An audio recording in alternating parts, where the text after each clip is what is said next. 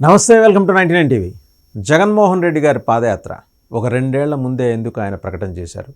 కూటమి గుండెల్లో ఫిరంగులు మోగాయా? మోగలేదని కూటమి చెబుతుంది, కూటమి పార్టీలు చెబుతున్నాయి. కానీ మోగబోయిన కూటమి పార్టీల నాయకుల మోములు చూస్తుంటే మాత్రం మనకు అర్థమవుతుంది. జగన్మోహన్ రెడ్డిని చాలా తక్కువ అంచనా వేశాం. ఆయన చేసిన అరాచకాలు, ఆయన పరిపాలనలో జరిగిన దుర్మార్గాలు, దౌర్జన్యాలు, ఇక ఆయన అమలు చేసిన పైశాచిక విధానాలు, రాష్ట్రం పూర్తిగా ధ్వంసం కావటానికి శాయశక్తుల సమయస్ఫూర్తితోటి ఆయన చేసిన కృషి, ధ్వంసం కావడానికి ఆయన చేసిన కృషి అని చెప్పి రకరకాల ప్రోపగాండా అయితే చాలా బలంగా నడిపించగలిగాయి కూటమి పార్టీలు ఎలక్షన్ ముందర. అండ్ ఇన్ఫ్యాక్ట్ మనం కూడా తలుపులేసుకొని 7 ద్వారాల లోపల దాక్కున్నప్పుడు ఇలాంటి పర్యవసానాలు ఎదురవుతాయని చెప్పి జగన్మోహన్ రెడ్డికి కూడా అర్థమయ్యేలాగా ప్రజలు తీర్పు ఇచ్చారు. బట్ ఈ తీర్పు ఇది ఈవీఎంలు ఇచ్చిన తీర్పు, ప్రజలు ఇచ్చిన తీర్పు కాదని చెప్పేసి జగన్మోహన్ రెడ్డి గారు బలంగా నమ్మారు. కానీ అది ఎలా ప్రజలకి కన్వే చేయాలో ఆయనకు అర్థం కాల. ఆయన ఓడిపోయిన ఫలితాలు వచ్చిన తర్వాత ఓటమిని అంగీకరిస్తూ ఆయన చేసిన ప్రసంగంలో ఒక మాట మాత్రం ఆయన చెప్పారు. ఏదో జరిగింది, ఏం జరిగిందో అర్థం కావట్లేదని. 2019లో జరిగిందే 2024లో కూడా జరిగిందని చెప్పి కూటమి పార్టీలు ఎటకరించాయి ఆయన్ని. సరే, ఓడిపోయినప్పుడు అండి సంయమనం కావాలి.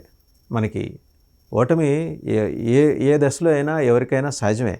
అదేమి పెద్ద దాంతో ఓడిపోయినంత మాత్రాన ఏదో భూప్రపంచం బద్దలైపోయి భూమి నట్టనిలో చిలిపోయి పాతాళంలోకి ఎవడు పడిపోడు.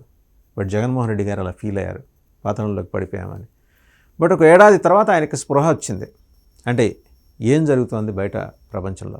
అండ్ ఈ స్టార్టెడ్ విజిటింగ్ ద పీపుల్. రైతుల్ని ముందరకు వెళ్ళటం మొదలెట్టారు. గుంటూరు జిల్లా మిర్చియాడ్లో, నల్లపాడు మిర్చియాడ్లో మిర్చి రైతుల్ని పరామర్శించాడు. ప్రకాశం జిల్లా పొదిలిలో పొగాకు రైతుల్ని పరామర్శించాడు. తర్వాత చిత్తూరు జిల్లా బంగారుపాళ్యంలో మామిడి రైతులు, తోతాపురి మామిడి రైతుల్ని పరామర్శించినప్పుడు ఆయన పల్స్ పట్టుకున్నాడు, జనం పల్స్ పట్టుకున్నాడు. అర్థమైంది, ఓహో, people are still believing me. And whatever the propaganda ఇప్పటివరకు నడిచింది, ఇది కూటమి పార్టీలు వాళ్ళు సోషల్ మీడియా ప్లాట్ఫామ్స్ మీద చేసిన ప్రాపగాండా మాత్రమే. నాకు ఇంకా జనంలో ఆ బలం ఉంది, ఆ సపోర్ట్ ఉందని ఆయన తెలుసుకోగలిగాడు. అయితే ఆ బలం, సపోర్ట్ అంతా అసాంఘిక శక్తులని చెప్పేసి మళ్ళీ కూటమి పార్టీలు అంటే 15,000 మంది యాంటీ సోషల్ ఎలిమెంట్స్ జగన్మోహన్ రెడ్డిని కాలకేయ సైన్యం మాదిరి వెంబడిస్తూ ఉన్నారు. అంటే వెంబడించడం ఇన్ ది సెన్స్ ఆయనకి సపోర్ట్గా నిలబడి ముందుకు నడుస్తున్నారు. అందుకనే చేలగట్లంబడి, లేకపోతే పరిగెత్తుకుంటూ, పాక్కుంటూ, ఆటోల్లో, రిక్షాల్లో, సైకిళ్ళు తొక్కుంటూ వచ్చేసి ఆయన చూడటానికి ఎగబడుతున్న వాళ్ళందరూ కూడా మెజారిటీ అసాంఘిక శక్తులే, వాళ్ళలో మెజారిటీ అని చెప్పేసి పోలీసులు, ప్రభుత్వం ఇద్దరు నిర్ధారణకు వచ్చారు. రైట్, అసాంఘిక శక్తులను ఐడెంటిఫై చేసిన తర్వాత ఏం చేయాలి? ఏరేయాలి. ఎందుకు ఏరేయట్లేదు? రౌడీ షీట్ల మీద ట్యాక్స్ వేస్తామని చెప్పారు కూటమి నాయకులు. ట్యాక్స్ మాట దేవుడు ఎరుక. ఇప్పుడు రైతుల్ని పరామర్శించడానికి వెళ్తుంటే వీళ్ళ మీద రౌడీ షీట్లు ఓపెన్ చేస్తారట. బహుశా ఈ ఓపెన్ చేసిన రౌడీ షీట్ల ద్వారా ట్యాక్సులు వేసి ప్రభుత్వ ఖజానాన్ని నింపుతారా అని చెప్పేసి సోషల్ మీడియాలో సెటైర్లు వేస్తున్నారు. సంపద సృష్టిస్తామని చెప్పి అప్పులు చేసి ముందుకు వస్తున్న ఈ కూటమి ప్రభుత్వాన్ని జగన్మోహన్ రెడ్డి అదే మాటల్లో ఆయన ప్రశ్నిస్తూ వస్తున్నారు.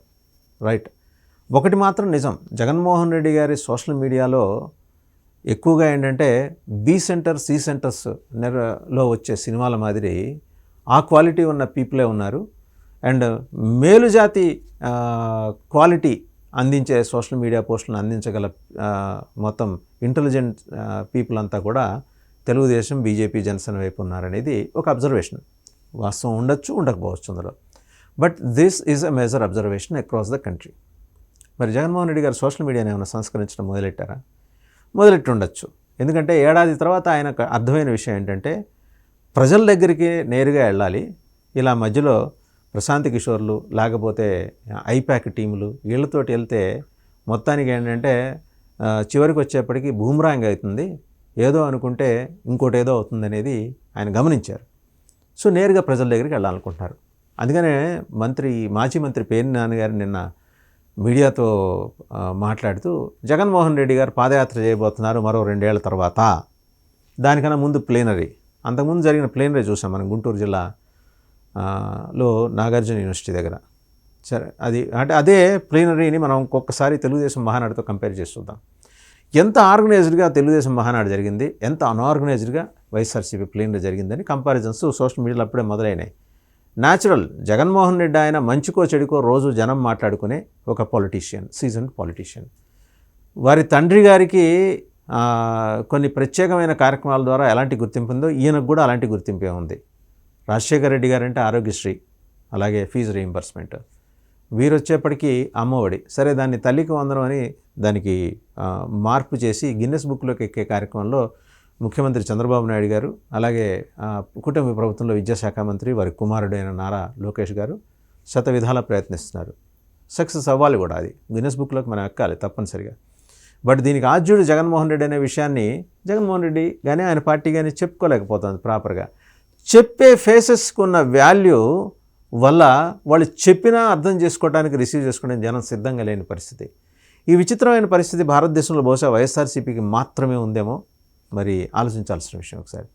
సో పార్టీని ఒక్కసారి అంటే రివ్యూ చేసుకుంటున్నారు ఆయన. తప్పులు జరుగుతాయి, పొరపాట్లు జరుగుతాయి, రైట్. మనం రివ్యూ చేసుకుంటున్నప్పుడు లోపాలు ఎక్కడున్నాయి తెలుసుకుందాం. ప్లీనరీ తర్వాత 10,000 గ్రామ పంచాయతీలకి సంబంధించిన రూట్ మ్యాప్ ఆయన తయారు చేసుకుంటున్నారు. 10,000 గ్రామ పంచాయతీలో ప్రతి పంచాయతీలో కనీసం 100-200 మందిని ఆయన కలుద్దాం అనుకుంటున్నాడు. సో ఇది ఒక వినూత్నమైన ప్రక్రియ. ఆయన పాదయాత్ర ఇంతకుముందు చేశాడు, ఇప్పుడు చేయబోతున్నాడు. అయితే 2 ఏళ్ల తర్వాత అంటే రేపటి నుంచి కూటమి దాడి కూడా అదే స్థాయిలో ఉంటుంది ఆయన మీద. ఇప్పటికే ఆయన చిత్తూరు జిల్లా బంగారుపాళ్యం పర్యటనలో చూసాం. ఆయన మీద ఇంకో డిఫరెంట్ నెరేటివ్ మొదలైంది. ఏమని, ఆయన ఎస్పీ గారు ఆయన్ని ఆ వెహికల్ దిగద్దన్నారని చెప్పిన తర్వాత ఈయన లోపలికి వెళ్ళిపోయి ఎస్పీ మీదుగా తొక్కించుకుంటూ వెళ్ళిపో అని చెప్పి వాళ్ళ డ్రైవర్కి చెప్పారట. ఇలా దీనికి సంబంధించిన వీడియో ఉందని తెలుగుదేశం చెబుతోంది. ఏమో రేపో మాపో ఆ వీడియో కూడా మనకి సింగయ్య గారి మృతి కేసు సందర్భంగా ఎలా 4-5-6-7 రకాల వీడియోలు వచ్చినాయో ఇది కూడా అదే రావచ్చు, కాదనిలేవు. మరి ఎలా వస్తుందంటే సీసీటీవీ ఫుటేజ్ని బట్టి వాళ్ళు క్యాప్చర్ చేయొచ్చు, లేకపోతే అక్కడే ఉన్న స్థానికులు ఆ మాటల్ని రికార్డ్ చేసి ఉండొచ్చు. అవన్నీ వస్తాయని తెలుగుదేశం పార్టీ అంటుంది. సో జగన్మోహన్ రెడ్డి చుట్టూ ఉచ్చు బిగుస్తోంది. ఆయన్ని కంప్లీట్గా నియంత్రించేయడం. జనంలోకి వెళ్తే జగన్మోహన్ రెడ్డిని ఆపటం కష్టం. సో ఆయన నిలువరించాలి, రకరకాల సెక్షన్ల కింద రకరకాల కేసులు పెట్టాలి అని కూటమి ప్రభుత్వం ఆలోచిస్తోందిట. మంచిదే, బట్ అది కూటమి ప్రభుత్వం ఆలోచన మాత్రమేనా, మొత్తంగా అది కూటమిలోని 3 పార్టీల ఆలోచన? ఎందుకంటే 3 పార్టీలు భాగస్వామ్యంలో ఉన్నాయి. కేవలం తెలుగుదేశం పార్టీ ఆలోచన అనే దాని మీద జగన్మోహన్ రెడ్డి గారికి ఉండే సందేహాలు జగన్మోహన్ రెడ్డి గారికి ఉన్నాయి. అండ్ కోర్టు డైరెక్షన్, ఇంకోటి ఆయన సెక్యూరిటీ మేజర్ థ్రెట్లో పడింది.